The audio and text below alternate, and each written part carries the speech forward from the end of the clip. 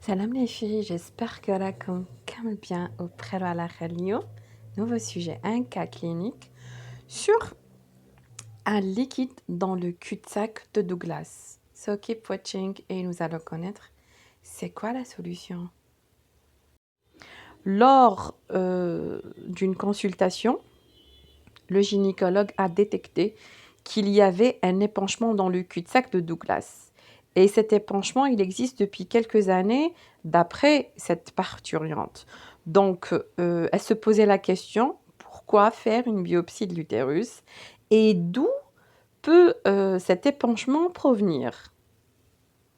Alors, tout d'abord, le cul-de-sac de Douglas, c'est le point le plus bas de la cavité péritoniale. Donc, il est formé par le péritoine, c'est la membrane séreuse qui tapisse comme la cavité abdominale.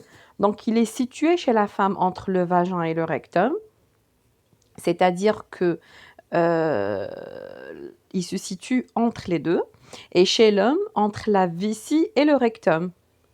Voilà. Donc, le cul-de-sac de Douglas, il est accessible par deux touchés, soit par le toucher rectal, soit par le toucher vaginal.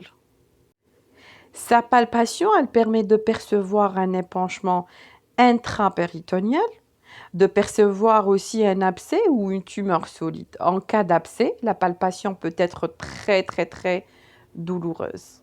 La localisation d'un épanchement peut être confirmée par échographie et une cytoponction précise sa nature.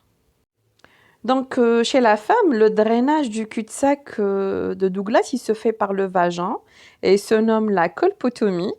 Par contre, chez l'homme, le drainage, il se fait bien évidemment à travers la paroi antérieure du rectum. Donc, c'est la rectotomie. Chez la femme, on peut déceler ce qu'on appelle une descente d'organes. Donc, cette descente d'organes, elle est appelée érythrocèle, le prolapsus. Donc, la descente, elle est réalisée par une hernie du cul-de-sac de Douglas dans la paroi vaginale, d'où on sent cette descente.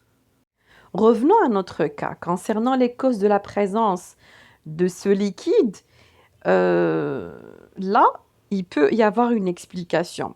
Donc, le cul-de-sac de Douglas, c'est un repli de péritoine, donc la membrane qui recouvre les viscères et l'abdomen, située entre le rectum et le vagin, comme nous avons précisé chez la femme, qui peut se remplir de sérosité ou de liquide pour de nombreuses raisons, comme les suites d'une intervention chirurgicale, une inflammation locale, une grossesse extra-utérine, et bien évidemment par une infection. Quant à la réalisation de la biopsie, la biopsie, c'est un examen qui consiste à prélever un fragment de tissu ou d'organe au moyen d'une aiguille ou par frottis. Donc, on frotte à travers un écouvillon. Le morceau retiré fait l'objet d'un examen microscopique et d'une analyse biochimique pour déceler diverses anomalies ou maladies. Donc, ça fait partie du diagnostic. Donc, la biopsie permet aussi d'évaluer la progression de la maladie si celle-ci elle est connue et de décider d'un traitement adapté pour la patiente. Les résultats d'une biopsie permettent de diagnostiquer une maladie touchant ou le tissu ou l'organe ciblé. Donc, ils peuvent aussi donner aux médecins des indications précises sur l'évolution d'une maladie lorsqu'elle est connue. Et quand on fait une cytoponction du cul-de-sac de Douglas, c'est pour voir s'il y a eu la survenue d'un syndrome inflammatoire dû à cet épanchement liquidien qui soit infecté ou non, et de déceler une complication post-opératoire quelconque, qui soit immédiate ou non, de la chirurgie, que ce soit pour l'endométriose profonde ou autre, et que la prise en charge chirurgicale permet une amélioration clinique dès le lendemain de l'intervention. Donc voilà, Valou, c'était la vidéo d'aujourd'hui. On se revoit dans une autre vidéo.